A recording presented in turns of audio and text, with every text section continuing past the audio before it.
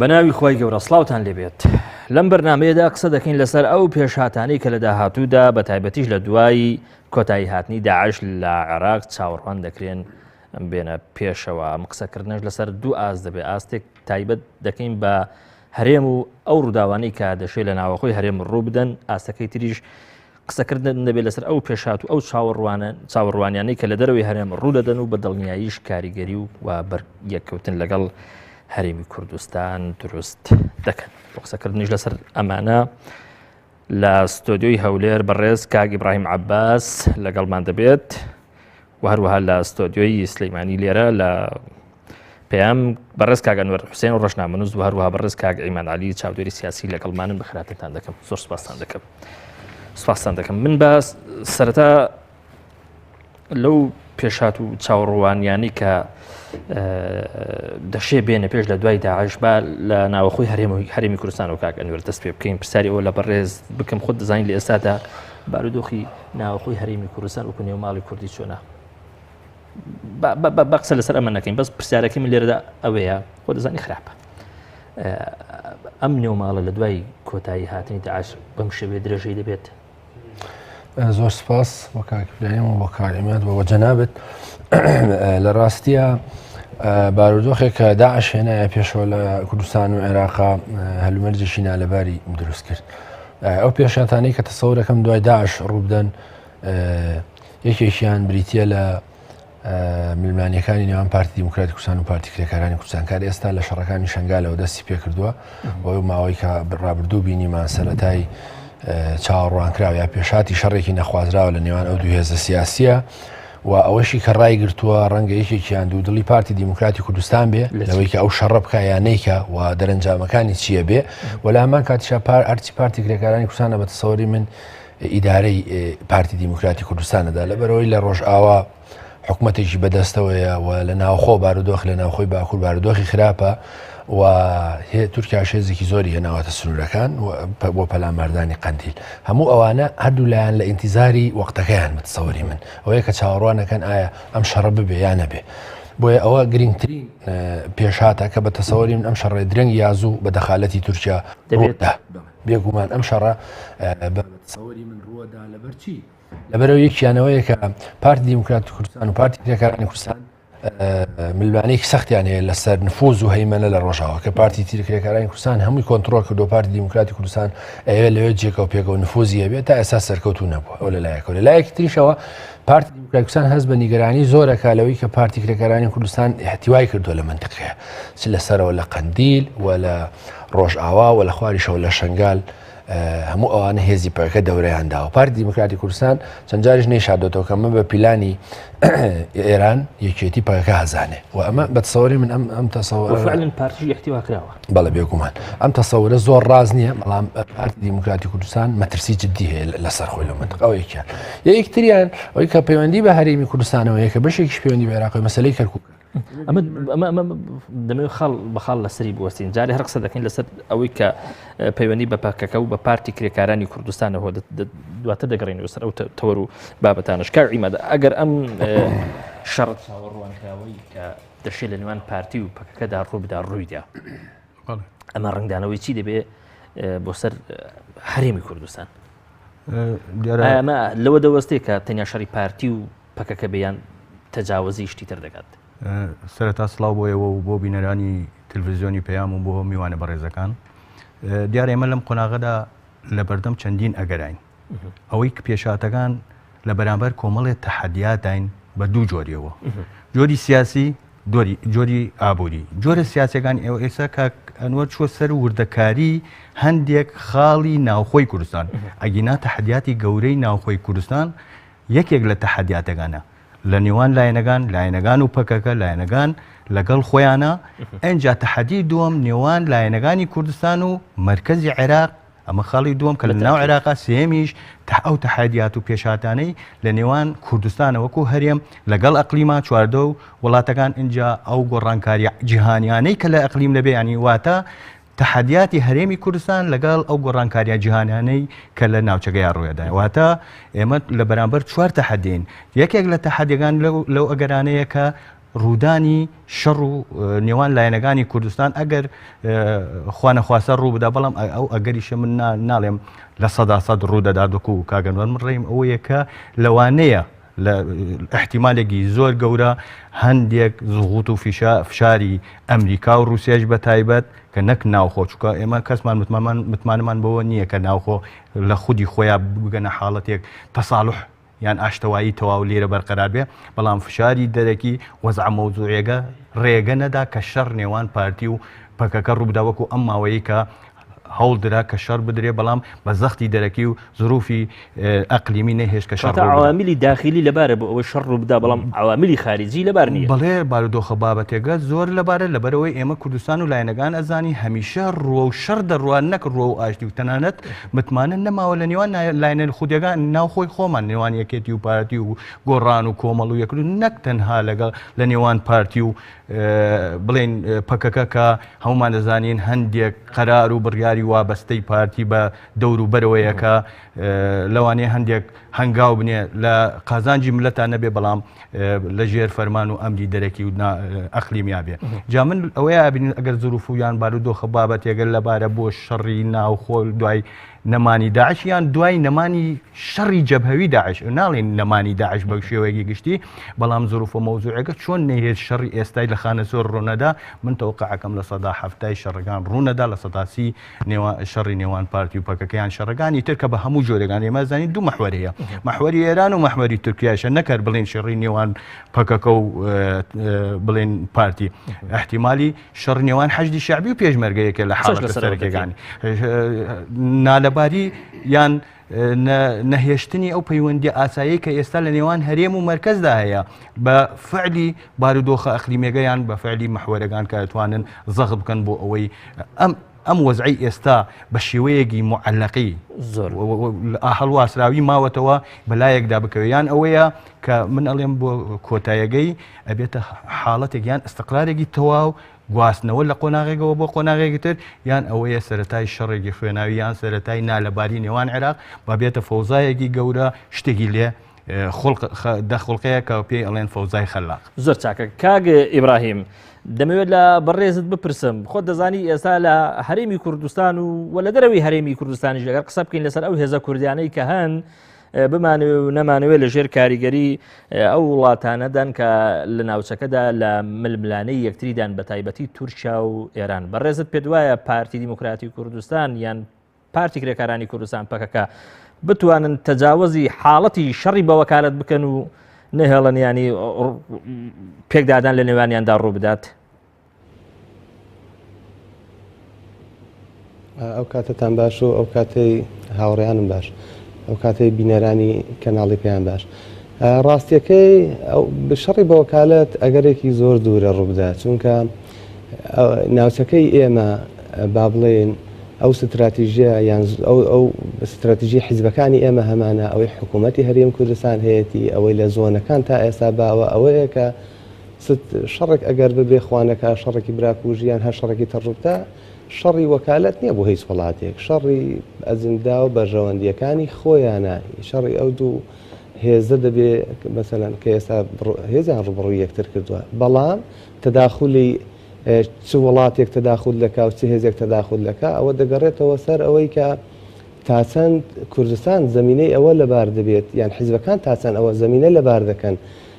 هێزی نێودەوڵەتی بێنە هێزی عەفەن ئیقلیمی بێنە ناو شەڕەکەەوە چکە ئێمە بە درێژایی با بڵێن هەموو ئەو شەڕانەی کە ئێمە لە 92ەوە کە لە پەکەکە درا بە هاوبەشی وەزارەتی پێشمەرگە و دواتریش شەڕی ناوخۆ و جەولی شەڕی 1970 و تا 2000 یەکێتی بەتەنها لەگەڵ پەکەکە لە هەموو ئەوانە هیچ کاتێک هیچ دەوڵەتێکی نە تورکی نە ئێرانی و نە عراقی نەهاتووە بۆ ناو هەرێمی کوردستان و بەژارە هیچ شەڕێکی نەکردووە ئەگەر هێزە کوردیەکان بە تایبەت حیزبە سەرەکیەکان دەستیان درێژ نەکرد بێ بۆ هاوکاری ئەوان و ئەوان نانهێنابێ بۆ ئەوان واتە ئەوە کللتورێکە ئێمە خۆمان داناوە نەک ئێمە شەڕی وەکالەت بۆ هیچ هێزێکی تر بکەین. بەڵێ زۆر سپاس دەکەم کاگێ ئەنوەر خۆت دەزانین لە ئێستادا جۆرێک لە بێمتمانەیی و جۆرێک لە ساردوسری لە مامەڵە لە نێوان هێزە کوردیەکانی باشووری هەرێمی کوردستاندا هەیە دوای داعش پێ دوایە زۆری لە متمانە بگەڕێتەوە بۆ پرۆسی سیاسی لە هەرێمی کوردستان حاڵەتی چاک بەستویی تر کۆتایی پێ لە ڕاستیە من پێم وایە ینی داعش کراوەتە بیان و دوای داعش و پێش داعش خۆ پێش داعش ژێمەوە زمان خراپ بوو ینی مەسەلەکە ینی ئەگە داعش ناتە ئەم وەزعا ڕوویەدا بتسەوەری من ینی خۆ داعش سەبەب نەبوو بۆی کە سەرۆکی پەرلەمان دەربکرێ خۆ داعش سەبەب نەبوو بۆی کە حەڤش و باز ڕوو بدە داعش سەبەب نەبوو بۆی کە پەیوەندەکانی یەکێتی پارتی بگاتە ماستی ئێستا بەڵکو من بیرکردنەوەی خودی هێزە سیاسیەکانە دەرەنجامی ئەو تەراکمەیە کە لە دوای ڕاپەڕینەوە دروست بوو ئەوەی کە تۆوتت متمانە لە ئەم هێزانە دروست نەبوو ئەم هێزان نەیانتوانیوە ئیدارەدانی هەرێمی کوردستان بە شێوەیەکی تەندروست بەڕێوەبەرن ئەوەندەی کە بریتی بۆ لە بەرژەوەندی هێزە سیاسیەکان ئەوەندە بریتی نەبووە لە ئیدارەدانی خەڵک لە خۆشگوزەرانی خەڵک لە بەرقەرارکردنیەوەی کە بانگەشەی بۆ بکەین دیموکراسی لەبەرەوە خۆی ئێستا داعش دوورکەوتۆتەوە داعش لە مووسڵا ینی هۆکارەکەی چییە گەر ئێمە بڵێن وڵات دوای داعش متمانەگەڕێتەوە ئەسڵەن ئەگەر قرار بوو لە کاتێکە کە داعش نزیک بوو مەترسی بوو لەسەر کەرکووک و مەخمور و هەولێر خۆ کاتە سەرۆکی پەرلەمان دەرکرا خۆ کاتە پەیوەندەکان نێوان هێزە سیاسیەکان تێکچوو ینی ئێستا کە دوورکەوتۆتەوە ئەبێ بڵێن لەبەرەوە متمانەگەڕێتن نەخێر بە تەسەوەری من مەسەلەکەەوە نیە مەسەلەکەیە کە ئەم هێزە سیاسیانە هیچ کامیان ناتوانن لەسەر مێزی مفاوەزات دانیشن و تەنەزول بۆ یەکتری بکەن و بۆ نمونە پۆستە سیاسیەکانی کە لە هەرێم هەیە دابەشی بکەن و گوزەرانی خەڵک باشتر بێ لەبەرەوە من پێم وایە مەسلەی داعش ناتوانێت فاکتەر بێ بۆی کە ئێمە قەنەعەتمانەوە بێ خەون بۆ بینین دوای تێپەڕبوونی داعش بارودۆخی هەرێمی کوردستان چاگە بێ بارودۆخی سیاسی ئابووری اقتصادی ئەمانە چاگە بێ ئەگەر وایە ینی تۆ چ پێ کاتێک کە دوژمنێک هەڕەشە لەیەکە تۆ ئەم هەموو مەترسیت بۆ خۆت قوڵقاندووە ینی پاش دەرپەڕاندنی ئەم مەترسیە تۆ دیقەت بە لە ڕۆژاوە بۆ هەموو مەترسیکە لە سەری هەیە ڕەغمی ئەوەی کە باز لەوەکرێ پێ دەتاگرەوە ئیدارەی وڵاتەکەشی داوە نەوتیش بۆ خەڵک دابینەکە و موچەکەش بە پێویستەدا و لەمان کە گەورەترین شەڕی گروپی تیرۆریستی داعش و نەسرە و لەلایەکەوە هی تورکیا و جاری وایە ڕژەی بەشار لە سەدیجەکە مەسەلەکە پەیوەندیە بە شتێکەوە کە ناوی ئیرادەیە یعنی لە حاڵەتێکە ئێستا بوو پەرلەمان بڕیار لەسەر ئەوە بدا چی بکرێ بەڵام ئێستا بۆ نمونە تەنانە دەگەبتەیە وەزیرێک لابێ ناتوانێت ئەیژێڕەوە بۆی کە ئەوە بارودۆخی سلێمانیەوە ئەمە لە ماوەی ساڵێکە 3000 مەحافزی و ئیمزای ئەمە خوا ئیمزای ئەمە لە سۆماڵیش نییە مەحافزێک لە ساڵێکە 3000 ئیمزای ئەمە خوا و ناخوا ئەم ئیمزایەکە و سەرۆکی هەرێم نایکاو یعنی بۆچی بۆی ململانی پارتی دیموکراتی کوردستان و بستنەوەی گۆڕانەوە مەحافزێک بۆ سلێمانی داناندرێ یعنی چی تێچێ ئەگەر ئەم مەحافزە ئیمزاکەی بخوا کاروباری ئەم وڵاتە بەڕێوە بچێ یعنی مەسەلەکە پەیوەندی نییە بە داعشەوە مەسەلەکە پەیوەندیە بە ئیرادەیەکەوە کە نییە بۆ چاکردنی ئەم وەزا مەسەلە بە نەبوونی سیقە و متمانەیەکە لە نەم هێزە سیاسیانە نەماوە بۆیە بە تەسەوەری من ئەو شەڕێکەوتم ڕووەدا دەرەنجامی ئەوەیە هەر کام لەم هێزانەیانە پێگە و نفوز و جوگرافیای خۆیان بپارێزن و کاتێککە هێزێک دێت و پێ دوایە مەترسیە لەسرت لەبەرەوە چیەکەی باشە ئەگەر شەڕی پارتی و پەکەکە ڕوونادا ئەم هەموو هێزەی تورکیا بۆ چیاتۆتە باشیق و ئەو هەموو دەستگای میتیە لەو منتخەیە بڵاوبۆتەوە بۆ چییە و بۆچی هەوڵی تیرۆرکردنی مراد قڕێڵان درێ لە ماوەی لەمەوە پێش مەسەلەکەەوەیە کە ئەم دوو هێزە هەردووچیان یەکتر تۆمەتبارەکەن بۆی کە پارتی کرێکارانی کوردستان هاتوتە جێگە نفوزی پارتی دیموکراتی کوردستان و لە سەریشەوە پارتی کرێکارانی کوردستان پێی وایە کە پارتی دەخاڵەت دەکات لە کاروباری ئەو لە ڕۆژاوە لە باکوور و لەم بینە هەردووکیان هێزی چەکدار هێزی مسەلح هێزی خاوەن نفوز و پێشمەرگە بۆیە بە تەسەوەری من پێم وایە ڕەنگە شەڕەکە دواکەوت بێ نەگەوەی کە ڕوونادا ئەو شەڕە دواکەوتووە دواکەوتنەکەشی وەکوتمەوەی هەردووچیان احتیوایەکە دەن هەریەکان بەخۆبەوەی پارتی دیموکراتی کوردستان لێرە کۆمەڵێکیشی هەیە لە باشوور لەگەڵ هەموو هێزە سیاسیەکان لەگەڵ یەکگرتوو کۆمەڵ یەکێتی و گۆڕان ئەمە لەلایەکەوە پەیوەندەکانی تا ئەو پەڕی خراپە لەگەڵ حکوومەتی عێراقی پەیوەندەکانی تا ئەو پەڕی خراپە لەگەڵ کۆماری ئیسلامی ئێران لەبەرەوە ئیدارەی وەزعەکەی خۆیەدا ئەوێ ئەو شەڕە نەبێ هەرچی چۆن نەبێ دوای بخە بەڵام خۆی کە لە میدیاکانەی بینین ئەوە شەڕێک نییە کە ناڕاستەوە بۆی خۆشەکرێت بۆی لە میدیاکانی پارتی کرێکارانی کوردستانی بینین بەرامبەر پارتی دیموکراتی کوردستان چییە بۆیە بە تەسەوەری من ئەوەیە کە ئێمە داعش بەڕاستی نە سەبەبێک بووە و نە سەبەبێکی ژەبێ بەڵکو ئەوەی کە پارێزگاری کردووە لە هەیمەنە و هەژمون و نفوز و ئەزمونێکە لە هەرێمی کوردستانەیە هێزی پێشمەرگەی کوردستان بووە لەو سەنگەران ڕوبەڕووی داعش وەستاوە گوێی لەم ڕووداوە سیاسیانە لەم وەزعە سیاسیە نەگرتووە و تەسیری لە سەریدانە ناو خۆشبەختانە ئەگەر وا نەبووایە ڕنگ بوو داعش بە ئاسانی بیتوایە ئەزمونەکە لە ناوبەرێ بۆی کە لە مووسڵ کردی لە هەولێرش بیکردە زۆر چاکە کەواتە داعش مجرد بیانوویەکە بۆ ئەوەی کە ڕوویداوە و لە دواتریشدا ڕوودەدات با من ئێستا پرسیارێشتر بکەم جگە لە شەڕی پەکەکە بە بچوونی بەڕێزت دەشێ وها بینینە پێشچاوی خۆمان کە ئەم شەڕە گەورەتر بێت لەوەی کە بە تەنها پارتی و پەکەکە لە هەرێمی کوردستانەوە تێوە بگرن یعنی دەشی هێزی کوردیتر ینی بچێتە ناو ئەو شەڕەوە ببێ بە شەڕ ینی ئاگری شەڕەکە زۆرتر بێ بنمونێ بە شەڕی پارتی و یەکێتی ببینینەوە جارێشتر لە دوای داعش. بڵێ دیارە شەڕەکان ئەگەری شەڕەکان کراون بەڵام من ئەڵێم ڕێژێ بە ڕێژەیە ڕێژەی زۆری لە تەوەقعی خۆم لەبەرەوەی کە کۆمەڵێ خاڵی سەرەکی لەبەر دەستمایە کە زروفە مەوزوعەکە یان ئەمریکا و رووسیا ڕێگە نەدەن چۆن ڕێگەیان نەدا کە تورکیا بێتە منبەج و شەڕ لەگەڵ کوردی ڕۆژاوایە بکات لێرێشە دەتوانین بڵێن ئاعتیمادی کولی لە گۆڕانکاری هاوکێشەکان کە لێرە ڕۆیە بە هەمان شێوە ئەمریکا و رووسیا ڕێگە نەدەن کە پەکەکە و تورکیا کە پەکەکە و پارتی بە وکالەتی تورکیا ئەگەر زەختیش بکە وەکو نوێنەری تورکیا لێرە شەڕ پەکەکە و پارتی گەڕین پارتی و یەکێتی خۆیان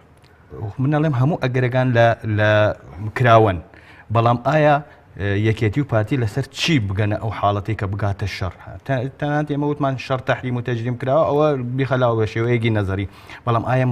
مەسلحەتەکەی هەردوولایەن لەوەیە کە بگەنە حاڵەتی شەڕ من ئەڵێم نەخێر ئەگەر وابەستەیی خۆیان بە مەحوەرەکانیانەوە بە چەسپاوی ڕێگە بدا بەڵام لەوەیشە ئەمریکا و رووسیا ئەوەندە لێرە بە زەخت و بە قورسایی خۆیان لێرە وجودیان هەیە تەوەقع ناکەم جارێکی تر زۆر چاکە بەڵام کاک عیماد هەموو ئاماژەکان بکەن لەگەڵ یەکا شەڕ بکەن هەموو ئاماژەکان ئەومان پێ دەڵێن کە لە دوای کەوتنی داعش لە مووسڵ و ئازادکرانی مووسڵ بارودۆخی عراق گۆڕانی بەسەردادێ و پێناچێ حکوومەتی عراقی بەو هاوکێشەیە ڕازی بێ کە وەکو ئەمری واقع لە هەولێر دروست بووە تەسەوڕ دەکەی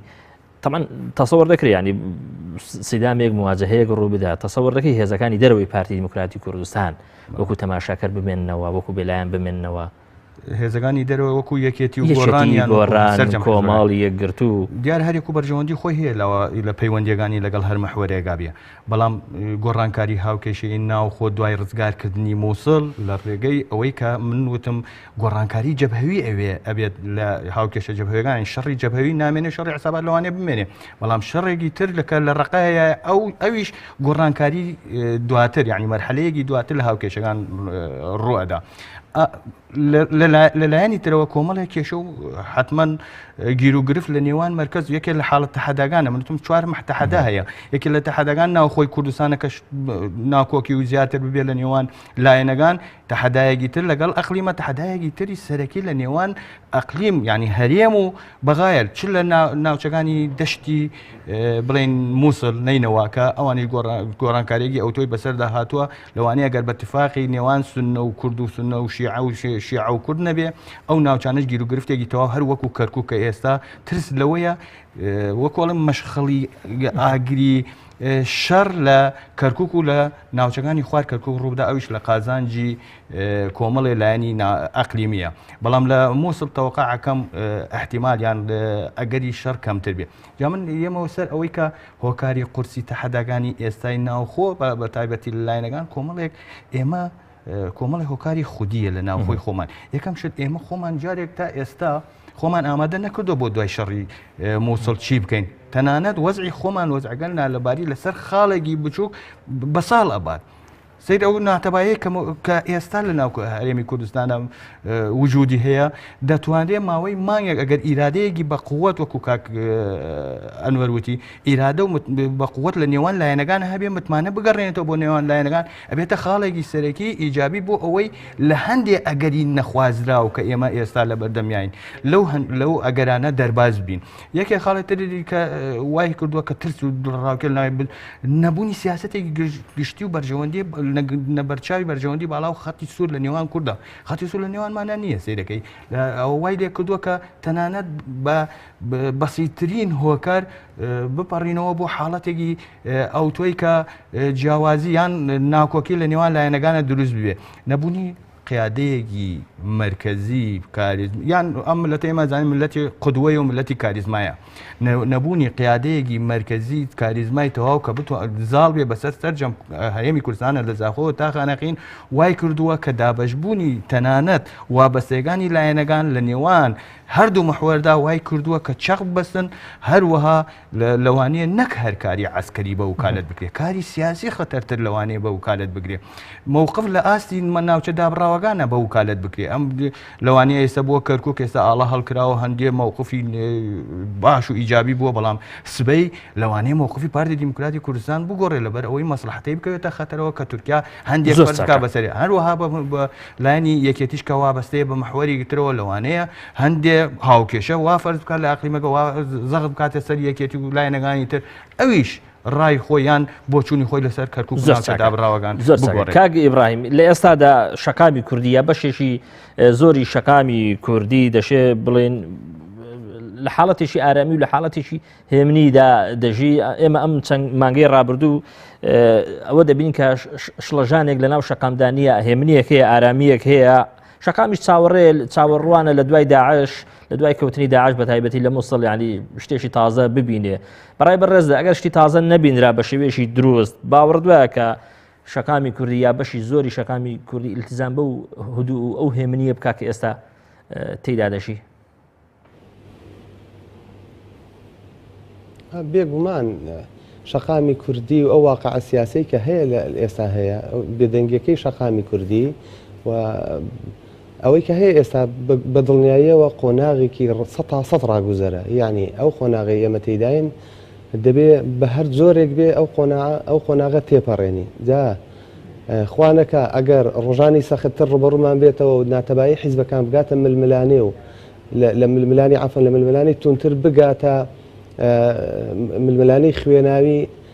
و هێزەکان بگرێتەوە دواتریش دەستی دەوڵەتانی بێتە ناو ئەوە خەتەرێکی زۆر گەورەیە لە ئەگەرێکیش کە پارتی دموکراتی کوردستان و هێزەکانی پاکەکە کە ئامادەی شەڕن هەردووکیان و هێزیان هەیە و عاملی زۆر باشی نێودەوڵەتی و هەرێمیش تەنانەت هەیە بۆ ئەم شەڕە ئەوەش ڕوو بدات هەر دیسان قۆناغەکە وەک ئەوەی ئێستا نامێنێتەوە ئەگەر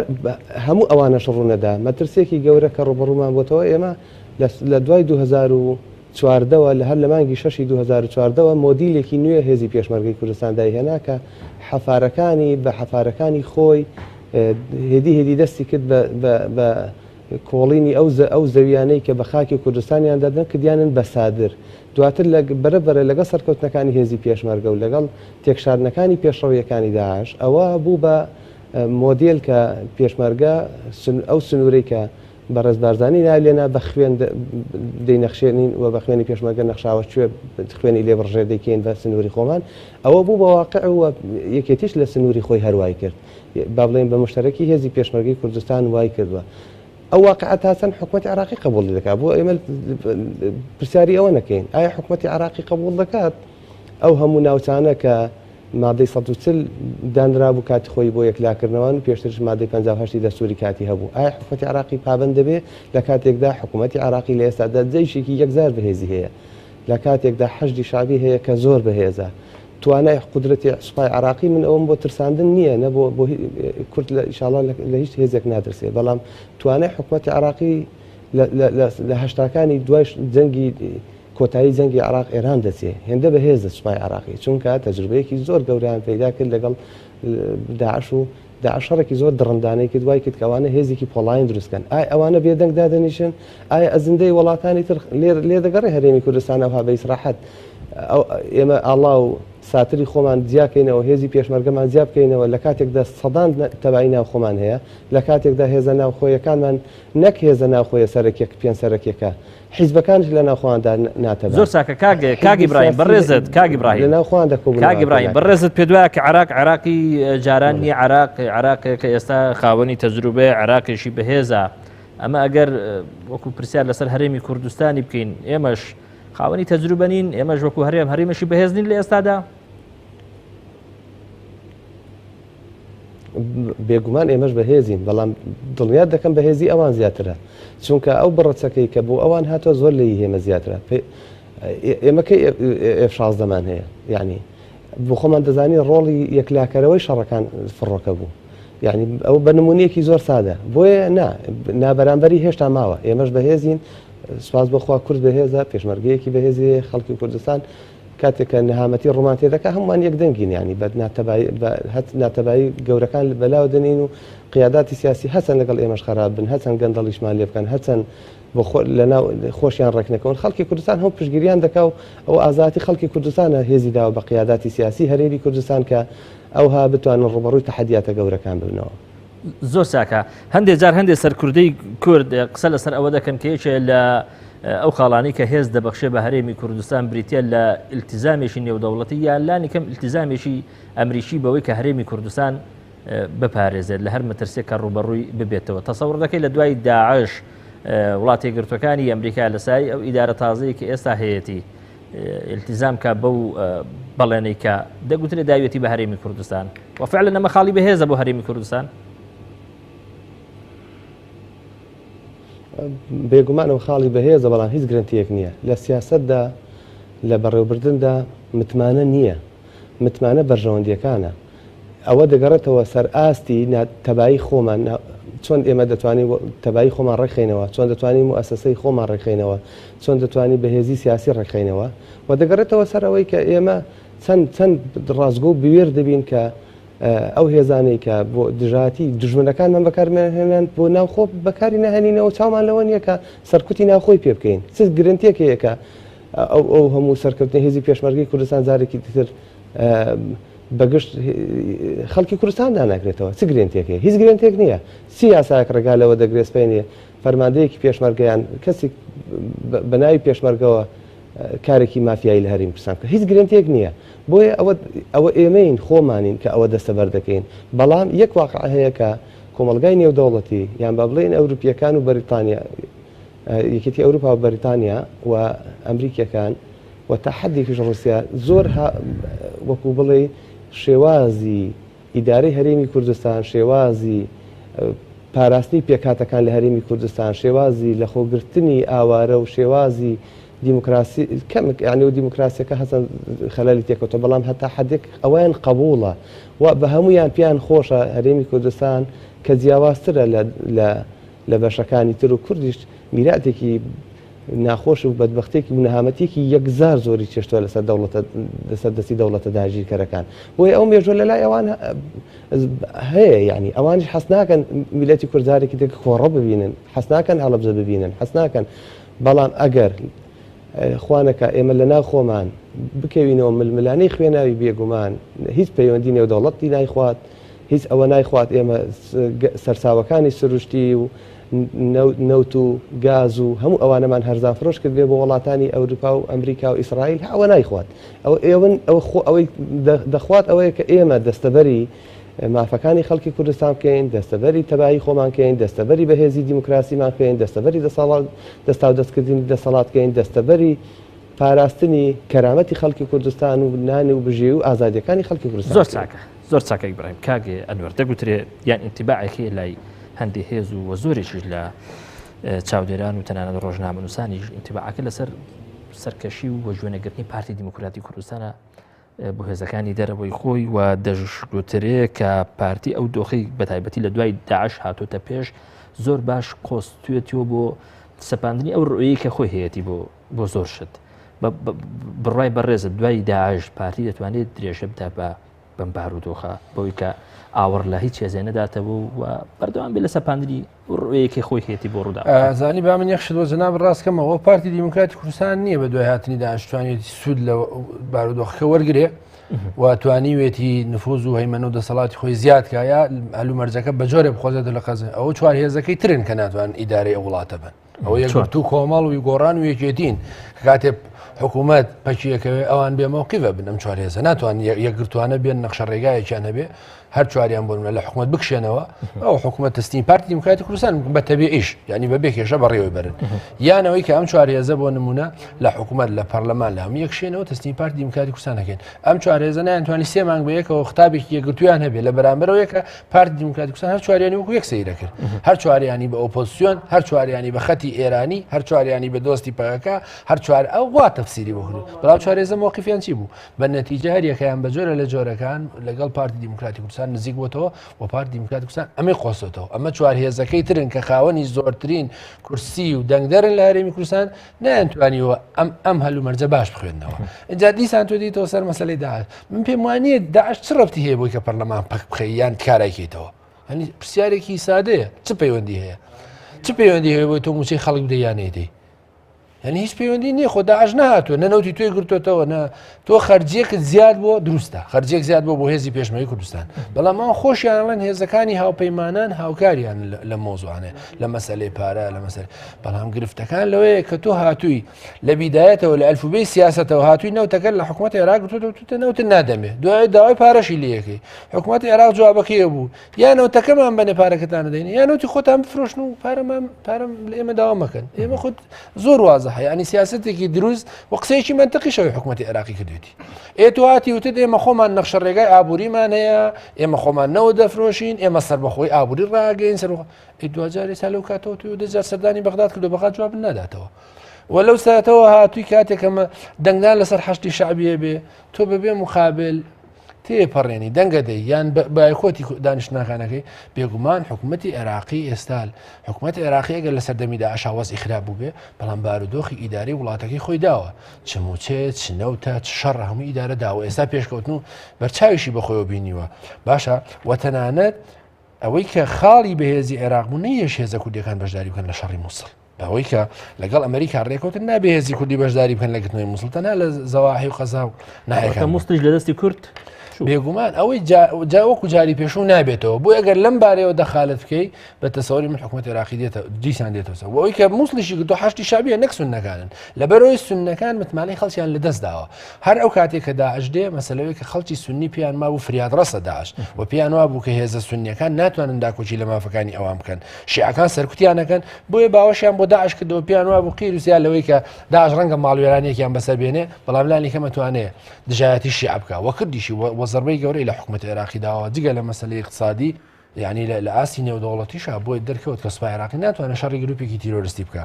و لەسەر ئەوەشەوە بۆ نمونە حکوومەتی عێراقی دوای مووسڵ بۆ نمونە دیقەت بە هێشتا لەو هەموو شەڕانەی کە بووە هێشتا حەویجێ هێشتۆتەوە بە بەتاڵی کە لە ناوجەرگەی منتەقەکەیە سوپای عێراقی حەویجێ بەجێشوە بۆچی لەبەرەوەی کە کاتێک سەرکوتنیشی گەورە بەدەستێنێ لە مووسڵ لەگەڕێتەوە هەموو سوپاکەوە هەموو حەشتی شادیێنێ بۆ حەویجە و دوایەوە کە تۆ ئاڵای کوردستانی هەڵەکەی و ئیستیفزازی ئەوانەکەی لە جۆرە لە جۆرە بێگومان ئەو هێزە هەمووی دێنێتەوە بۆ حەویجە و ئەگەر نەیە بۆ ناو کەرکووک مشکلت بۆ دروستەکە لە سنوورانە و ئەو مشکلانەی کە هەبووە لە ماوەی ڕابردوودا شەڕی داعش کە پیکردبوو بە بۆچوونی من سەرەڵەداتەوە و خاڵێکی تر لەم بینایە هەیەوەی کە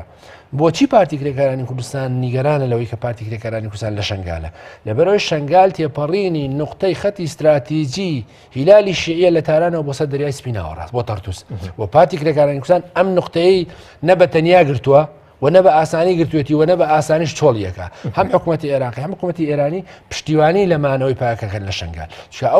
ئەو خەتە استراتیژیە ئەو ئیمداداتی کە کۆماری ئیسلامی ئێران ڕەوانەیەەکە لە تارانەوە دێتە دیالە تێپەڕێ بۆ تکریت و تاگاتە شەرگات و بە شنگال تێپەڕێ بۆ ڕەبی ئەو ڕۆژ ئەگاتە تا ئەگاتەوە دەست حیزب الله ئەو خەتە بۆ ئێران زۆر گرنگە لەبەرەوە بێگومان پەکەکە ئەو منطقەیە بە ئاسانی چۆڵ ناکە و پارتی دیموکراتی کوردستانیش ناتوانێت بە ئاسانی پێی چۆڵکە بۆیە ئەم ململانیانە بەردەوام لێک نزیگە بنەوە ئەم مەساڵەحانە لەبەرەوە وەرحاصل شەڕێک ڕووەدا و شەڕش ڕەنگە چەند ساڵی تر بخێنە بیانوویەکی زۆر بۆی کە پەرلەمان کارە ناکرێتەوە ئەگەر پێشتر داعش هەبوو ئەو ئەمجارە شەڕی ناخۆ هەیە و ئەگەر داعش شەڕی ناخۆ نەبوو ئەو حەشتی شابی هاتوێتەوە ئەو وردە ئەمانە بن بە بیانوو لە کاتێکە ئەگەر بیانوەکان یا عەفو مەترسیەکان لەمە زۆرتر و گەورەتریش بن پێویست بۆیە کە هێزەکان یەکگرتوو بن پەرلەمان حکوومەت هێزێکی یەکگرتوو لانی کەم ئەگە کۆمەڵی ئیسلامی یەکگرتووی ئیسلامی هێزێکی ئەسکەریشیان نییە خۆتوان لە خەتابەکەیان لەگەڵ تا بن خۆتوان خەتابێکی نیشتوێ خۆلانی کەمەتوان جەماوەڕەکەی لەگەڵ تابێت دژن نەبێ وەلانی کەم بەپێی بەرژەوەندە نیشتیمانی نەتەوەیەکان بڕۆبڕۆ بەڵام کە تۆ لە هیچ شتێک حسابی بۆ ناکەی لە پەرلەمان حسابی لەسەر ناکەی و لە ئۆفدە دیبلۆماسیەکان حسابی لەسەر ناکەی لە ئیمداداتێکە دێ حساباتی لەسەر ناکەی خێرە لە کە مەترسیەک دێتە سەر داوای پشتیوانیەکەی لەبەرەوە کە گوتارێکی یەکگرتوو بەرجەستە نابێ بێگومان مەترسیەکان زۆرترە بن و هەموو ئەو پێشاتانەی کە دوای داعش دێنە پێشەوە بە تەسەوەری من پێشهاتی خراپ و مەترسیدارن کە بارودۆخی هەرێمی کوردستان لە ئێستا خراپترەکەن و ڕەنگە لە سەرەوە موشانەوە ئەوی کە جەنابەت پرسید ڕەنگە دوای داعش خەڵک تەسەوەر نەکایێتە بە دوو ماسێمان جارە مەعاشێکی بدرێتی و بە ناوی پاشەکەوت و چیوچیەوە و لەو سەریشەوە خەڵک بەردەوام چاوەڕێ و ئەم نەوتە چۆنە فرۆشتێت چی لێ دێ تێگەی لەبەرەوە ئەو بە تەسەوەری من ڕەنگە ناڕزایەتی خەڵک زیاد بکە و ڕەنگە هێزی تر بێنە دروست بن ئەگەر گۆڕان نەیتوانی و ئەڵتەرناتیڤێک بێ پێشکەش بکە یان نەیتوانیوە سەرکەوتوو بێ لە ئەوەی خواستەکانی خەڵک ڕەنگە هێزی تر بێ ئەم هەلە بقۆزێتەوە و ڕەنگە بە تەسەوەری من ڕووداوەکان دووبارە ببنەوە. زۆر چاکە کاگ عیمەدجان یەکێ لەو پێشاتانەی کە چاوەڕوان دەکرێت سیدان بوو پێکدادانە لە نێوان بەغدا و لە نێوان هەرێمی کوردستان یا بڵین هەولێر ئەم چاوەڕوانی و ئەم پێشاتە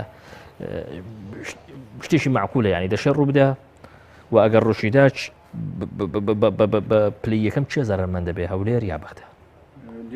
یەکێ لە ئەگەرەکانەوەی پێکدادان نێوان هەرێم و بەغدا لەسەر ئەساسی ئەوەی کە ئەو گۆڕانکاریانەیە کە تەنانەت گۆڕانکاریە دیموگرافیەکانی ناوچە کێشە لە سەرگان هەروەها یەکێک لەم خاڵە سەرکیانە کە بۆتە هۆکار هەڵکردنی ئالای کوردستان ئێمە هەمومان لەگەڵ هەڵکردنی ئالای کوردستانین بەڵام پرسیارەکە لەوای بۆ لەم کاتە بۆ پێشتر نەبووە بەس ئەمە کێشەیەشتر نییە کە لە ئایندەدا چاوەڕێی هەرێمی کوردستان دەکات. جا من یەکێک لە هۆکارەکان کەوەی کە بڵێم ببێتە هۆکاری سەرەکی وەکو بڵێن بیانوویەک بەکاربێت لە نێوان هەرێم و مەرکەزە هەمیشە کێشەکان کەرکووک بۆ سەر کەرکووک ئەوە یەکە ئێستا لەم کاتەیە ئالا هەڵکرا و ئالا هەڵکردنیش لەم کاتەیە کۆمەڵی پرسیارێنێتە ئاراوە بڵێ ئالا هەڵکردن لە ڕووی نەتەوەییەوە هەمومان کەس نییە یەک کورد نییە لەوەی کە بڵێ نکۆڵی لە کوردبوونی کەرکووک بکە بەڵام بۆچی بەر لە 2 ساڵ نەکرا بۆچی بەر لە دوای هاتنی داعش و دوای ڕزگارکردنی کەرکووک یان لە دوای ڕوخانی سەدام بۆچی ئاڵا هەڵ نەکرا بە تەواوەتی ئەعلان نەکرا و بە ڕەسمی نەکرا ئەمانە هەمووی پرسیارەکە ئێستا ئەبێ حکوومەتی هەرێم لەگەڵ کەرکووکە لەگەڵ حکوومەتی ناوخۆی کەرکووکە وەڵامی خەڵک بدەنەوە بەڵام ئەوەیە بارودۆخی بەغدا بەراورد لەگەڵ 2 ساڵی ڕابردوو لەگەڵ سەرەتای هاتنی داعش بارودۆخێکی باشە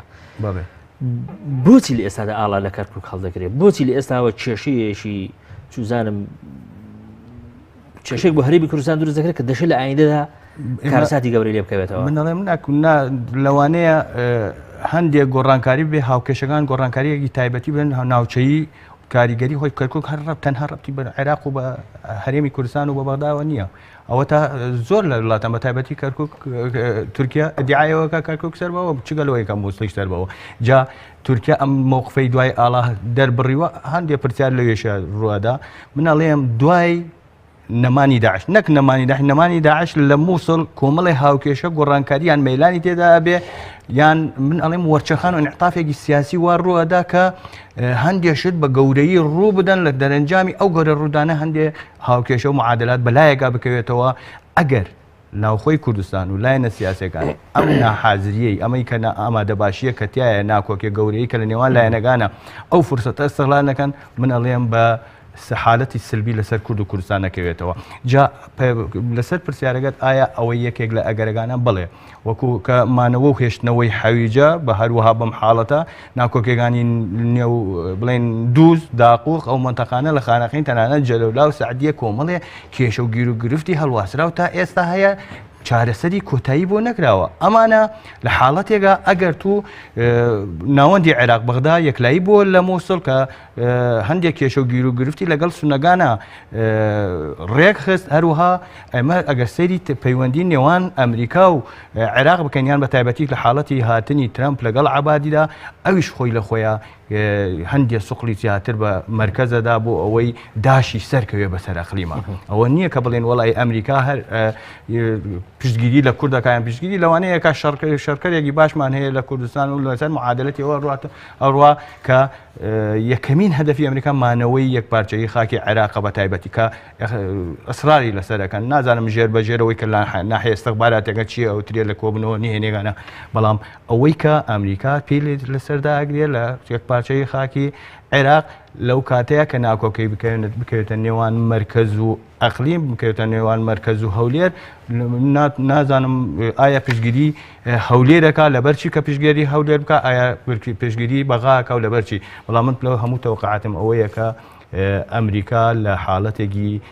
کێشەی نێوان ئەقلیم و مرکز هەموو ئەگەرەکان بۆ بن کە هەوڵەدا کە پشگیری زیاتری ناوەند بکات لەبەر ئەوەی ترامپ یەکێک لە خاڵە سەرەکیەکانی هاتنی ئەوەیە کە هەموو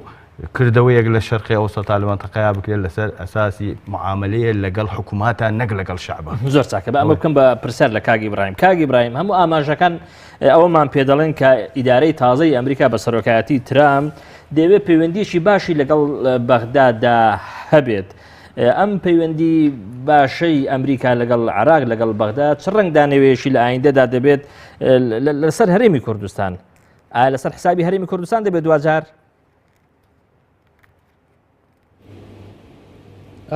دەست خۆش بەس ئەوەی پێشەوەی وەڵامی و پرسیارەت بدەمەوە دەمەوێت لەسەر قسەکانی هاوڕێم مامەستاعیمات یەک ئیزافە بکەم لەسەر مەسەلەی ئاڵای کوردستان. دەزانی مەسەلەی هەرکردنی ئاڵای کوردستان ئەو تەوقیتە بۆ نمونە تەوقیتەکە زۆر خراپە. بۆ نمونە ئێمە 21 دەی ساڵی پار ساڵی 2016 130 داعش هێرشێکی خۆکوژانە کردە ناو شاری کەرکووک و لەوێ خەڵکی کەرکووک بوێری خەڵکی کەرکوو خەڵک ینی بە بیزام و بەزلی خەوەوە هات پێشی لە داعشەکان گرت و کوشتیان وەزاهێزەکانی پێشمەرگە و پۆلیس و ئاسایش و کورد و عەرەب و تورکمان هەر هەمووی بەرگری کرد. ئەو کاتانە تەوقیتی زۆر باش بوون دەتوانرا ئەو ئاڵایە. من هیوادارم ئەوە پەیوەست بێ بە یاریەکی و بە گڵۆپی سەوز و تەنانەت بە ئیزندانی ئەمریکیەکان لەسەر ئەو معادلەی کە ئەوان پشتیوانی لێ دەکەن بۆ فراوانکردنی هێزی هەرێمی کوردستان بەو مەرجەی کە ئەوان نەوتەکەیان بەخۆیان ببن. من هیوادارم ئەو هابێ بەنسبەت نەک ئیدارەکەی ترامپ پێشتریش ئۆباما و پێشتریش سەرۆک بوش دەیان و سەدان هزار مووقیفیان هەیە سەداران مووقیفیان هەیە کە ئەوان تەکید لەوە دەکەنەوە کە دەبێ عێراق یەکگرتو بێ. مووقیفی ڕسمی ئەوان مووقیفی ئیدارەکانیان هەموو ئەوەیە کە عێراق بە موحەدی بمێنێتەوە چونکە بەرژەوەندی ئەوان لە ئەوەیە کە ئاڵۆزی زیاتر ڕوونەدا بەهۆی جیاببوونەوە یان بە دەوڵەتبوونی کوردستان بۆ ئەوەی تا دەوڵەتانی ناوچە بەهانیان نەبێ شەڕێکی گەورەتر لێرە دروست بکەن و کۆنتترۆل نەکرێ و معادلاتی سیاسی تێکدا لە ناوچەکە. بۆی ئەوان هەمیشە با بڵێن پیان خۆشە بەو ستایلە پشتیوانی لە کوردیش بکەن کە بە جۆرێک لە زۆرەکان کە ڕەتێکیان هەبێ بە ئەوەوە بە ناوەندەوە. بەڵام ئەمریکیەکان یاریەکیش دەکەن لە نێوان هەرێم و بەغدادە. بۆ نمونە لە ڕێگای ئەو لۆبیەی کە پشتیوانی کورد دەکات جاری وایە ئیبرازی ڕۆڵی کورد دەکەن و ئیبرازی ڕۆڵی هەرێمی کوردستان دەکەن و ئیبرازی سەرکردەکانی هەرێمی کوردستان دەکەن. جاری وایە هەمان ڕۆڵ تەڕەتێکی تر هەماشت بۆ بڵێن عراقی و حکوومەتی پێشتر مالیکی و عەبادی دەکەن. ئەوەش جۆرەکە لە یاری کە وا دەکا هەردووکیان ناچار بکە کە لە ئەمریکا بترسن چونکە ئەمریکا با بڵێن ئەو یاری کە دەیکات نیشانی دەدات کە جدیەتە لەوەی کە نایەوێت ئاڵۆزی زیاتر دروست بێ. مەسەلەکە ئەوە نییە کە پشتیوانی هەرێم بکە یان پشتیوانی ناوەند بکە. هەموو معادلاتی ئەمریکیەکان بۆ ئەوەیە لە ئێستا ستراتیژیەتی ئەوان کرد کە زۆر حەزیان لێیە ئەوەیە کە عێراق بۆ ستایلەی ئێستا بمێنێتەوە هەتا واقع حاڵێکی تر هەتا زروفێکی تر شتێک دێتە پێشێجا ئەو کاتە ڕێگا بە کورددە شتێکی تر دروست بکە. ئەو فیدراالەتی هەمانە بۆمان دەکەنە کۆنفیدرالیەت سربەخۆی کوردستان دەبێ یان بۆ نمونە وا دەکەن کە لە نێوان ئێمە و پێشتر هەوڵێکیاندا کە لە نێوان هەرێمی کوردستان و ڕۆژئاوای کوردستان زۆر خۆ دەزانی لە ئێستادا وڵاتی گرتوەکانی ئەمریکا چ لە بەرامبەر عێراق وچ لە بەرامبەر هەرێمی کوردستانیش کۆمەڵێ ئیلتیزامی خستۆتە سەرشانی خۆی دوای داعش دوای کۆتایی هاتنیە ئەم مەترسیانە تەسەوڕ دەکەی وڵاتی گرتوەکانی ئەمریکا چیدی بەو ئاڵۆزی و بەو قورسیەی کە لە ئێستادا لە عێراق مامەڵە دەکات وەکو ئیلتیزام بمێنێتەوە؟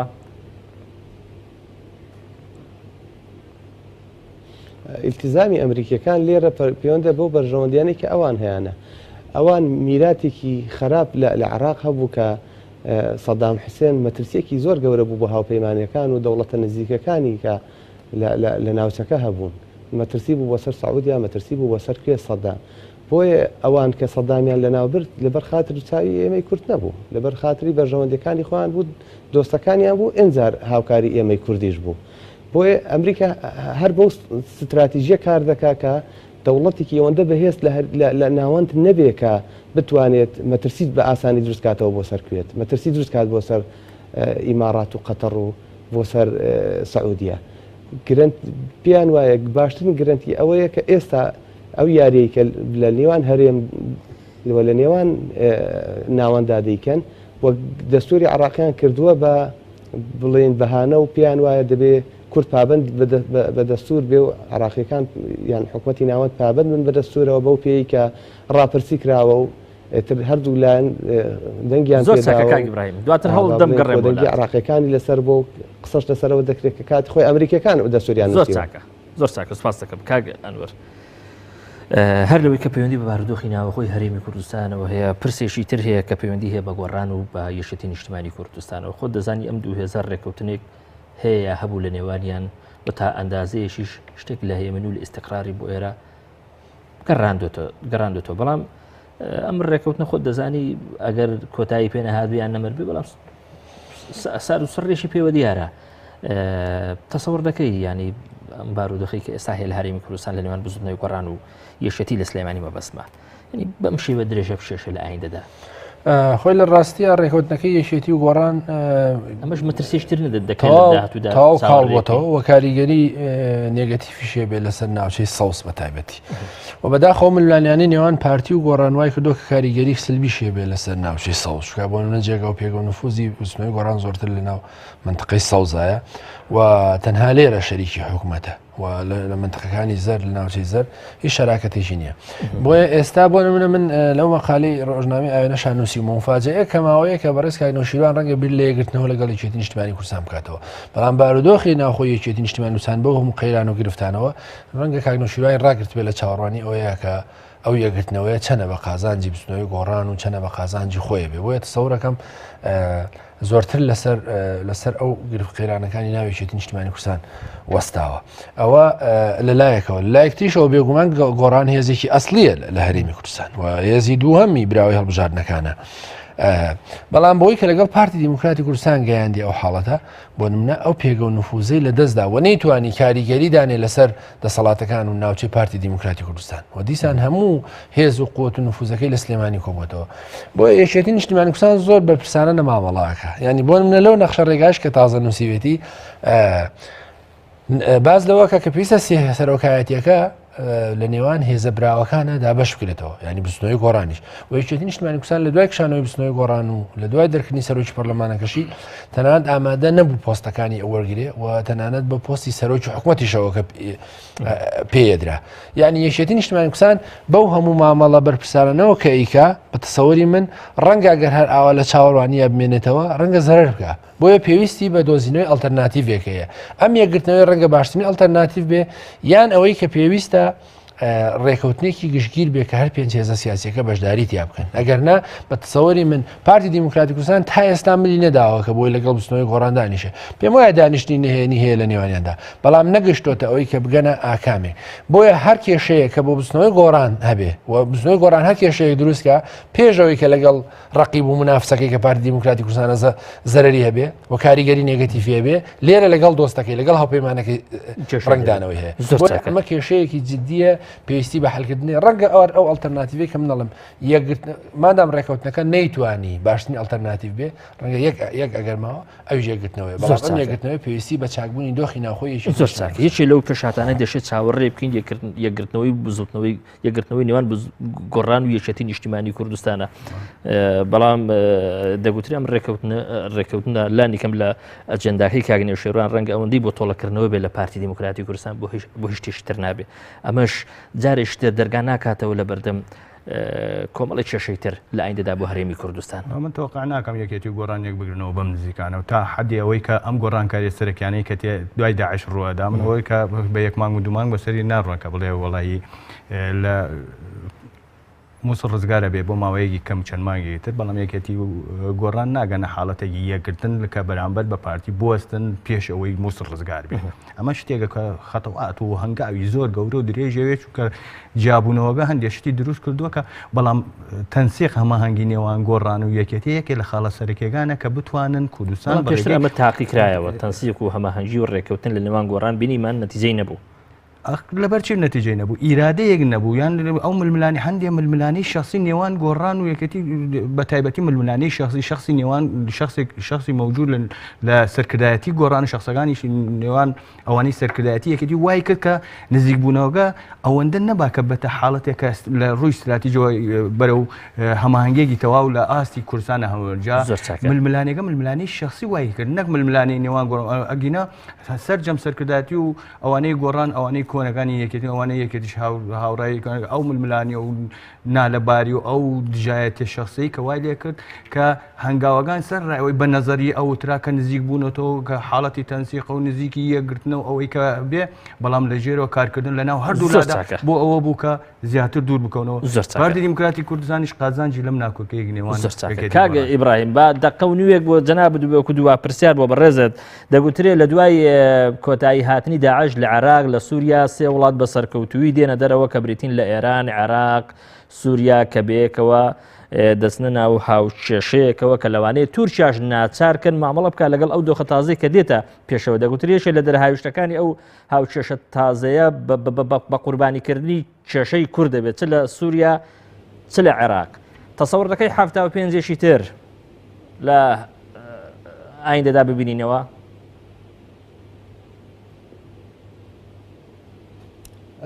ئەوانە وەکو ئەگەر زۆر ئەگەر باز دەکرێن دەیان ئەگەر و دەیان سینناریۆ باز دەکرێت مەرسنی ئەوانە بەڕاست بگەڕێن بەڵام یەک ڕاستی هەیە کە ئێمە بەڕاستی دەبێت حسابێکی گەورەی بۆ بکەین ئەو ناتەبایی کە با بڵێن بەهۆی شەڕی داعشەوە زیاتر سەری هەڵدا لە کاتێکدا پێشتر باکوور بەهۆی دیبلۆماسیەتی بەڕێز تاڵەبانی بەڕێز بارزانی کە پەیوەندیەکی بەهێز لەگەڵ تورکەکان و لەگەڵ پەکەکە هەبوو هەرێمی کوردستان پەیوەندیەکی جوانی هەبوو لەگەڵ پارتی کرێکارانی کوردستانش لەگەڵ تورکیا لەبەر یەکەڵوەشە و دواتر کە هێزەکانی پێدا لە 2011ەوە دەگەڕێنەوە بۆ هێزەکان دەست بەسەر شارە کوردیەکاندا دەگرن و کانتۆنەکان لەوێ دروست دەکەن یان هێز لەوێ ئیدارە بۆ کورد دروست دەکەن ئەو ئێمە بینیمان سەرەتایەکەی با بڵێن لە 2012 ئەوانە لە 2000 تا 2013 پەیوەندی زۆر بەهێز و باش هەبوو یەکێتی نیشتمانی کوردستان دەستنەوەی گۆڕان ئەوە پارتی دیموکراتی کوردستان بە شخصی بەڕێز بارزانیش ڕۆڵێکی باشیان هەبوو کە ڕۆژئاوای کوردستان بەو ئاراسەیە ڕێک بخرێت کە لەگەڵ هەرێمی کوردستان ئەزیندان لێک نزیک بێ و تورکیاش نەتوانێت مەترسیان بۆ دروستکە ئێران ڕۆڵێکی خراپی هەبوو بۆ ئەوە کە دەیویست هەر بە زۆرێک لە زۆرەکان ئەو ڕێگایە بۆ خۆی بکاتەوە بۆی تا هاوکاری زۆر چاکە زۆر سپاس دەکەم کاگی ئیبراهیم عەباس کاتم نەما هەرێمی کوردستانەکەم کاگی ئیبراهیم عەباس ڕۆژنامەنووس لە ئەستۆدیۆی هەولێری پایتەخت لەگەڵمان بووی هەروە زۆر بەڕێز کاگە عیماد عەلی چاودێری سیاسی هەروە زۆر بەڕێز کاگە ڕۆژنامەنووس سپاسی بەشمێنەرانی بەڕێز خۆش